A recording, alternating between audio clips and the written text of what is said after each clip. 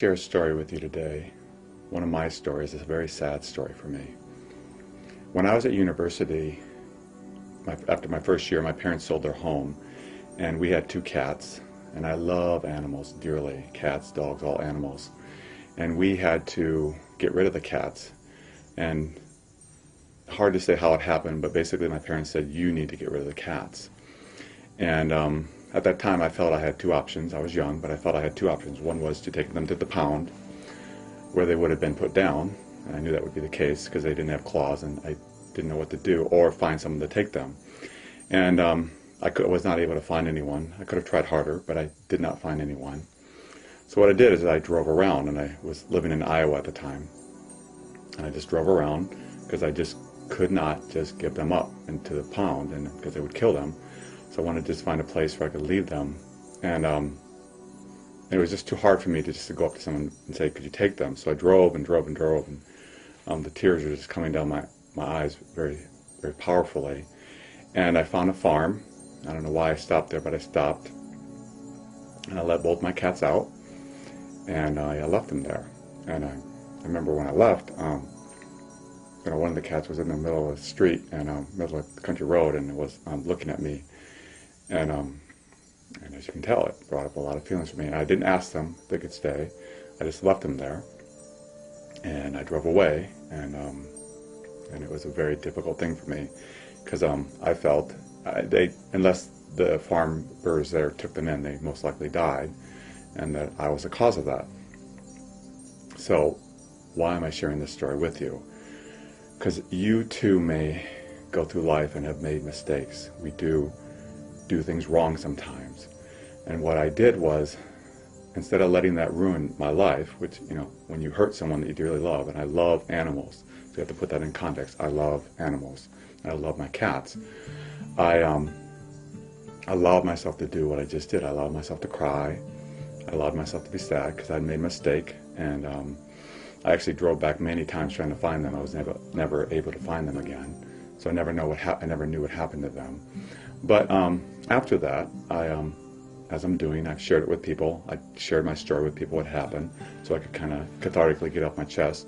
And over the years, whenever I've seen other cats, I'm always very kind and very gracious. I've given lots of money over the years to cat societies and donated to them as a way of giving back. And I've worked towards forgiving myself because, I do make mistakes.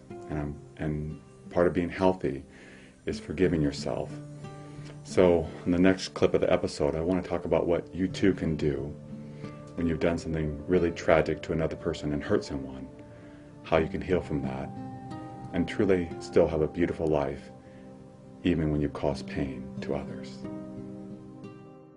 Our first question this week is from Nikki R. in Israel. I suspect I may have adult ADD. My mind is very scattered. I have wonderful creative ideas but never do anything about them. I work hard but get very little done, and once I start a career I switch to a new one. I'm not interested in taking medications. Do you know of any techniques for organizing thoughts and activities that may be helpful? Nikki, there are many things you can do to help your mind be stiller and more calm so you don't have to be on medication, but I want to suggest 3 things that you can do right away. I have found over the years that people that watch a lot of TV or video games, that are very interactive and engaging, have a harder time concentrating later. So perhaps for a little while limit that. Don't play things that are really very stimulating to give your mind a rest. I think that you'll find that very helpful. The second thing is I recommend exercise, particularly when you have to do a task. Do your task for a little bit and take a walk. And do your task for a little bit and take a walk. What you'll find is that rhythm will give your mind a break, and you'll be able to be concentrating and to dissipate that energy, because a lot of it is built up inside energy. If you find ways to dissipate that energy, you'll be able to stay on task. And when I work with kids over the years that truly have ADHD or ADD, I have them often go during recess, go on walks around the gym or exercise as a way to get rid of that energy, and then they can stay focused throughout the day and they don't have to be on medication. And then the third thing that I really would recommend is meditation. Because meditation can help you learn how to quiet your mind, and there's many ways of doing meditation. We have our podcast, as you know. So just work on meditating. Probably at first do a guided meditation, but you'll find that will help train your mind to be still. All very great tips, Dr. Puff. I think some other kind of hands-on things that you can do is, one, get a calendar. If you don't have a calendar, it's really important so you can know what you have to do every day, because even me, if I didn't have my calendar, I don't know what I would do. So that's very important. Another good thing you can do is make lists and check them off as you get things done, because it is easy to get distracted, and once you get distracted, you forget what you had to do in the first place. Another thing that I like to do is, I'm the type of person who likes to have my hands kind of in everything, and maybe you're that type of person too. Don't think that you have to have one job that's so limited and specific, because you may get bored with that. Sometimes people who have ADD actually have brilliant minds, because you can be really creative and have all kinds of different ideas, but it's a matter of kind of honing them in and writing them down, writing those things down as they come to you, or perhaps getting a little voice recorder so you can remember things. But it's okay to want to do different things. You just kind of have to figure out how to bring it all together in one. And I am definitely one of those people who've got lots of things that I do. I'm very artistic. I love doing this stuff as well, so that's definitely a plus.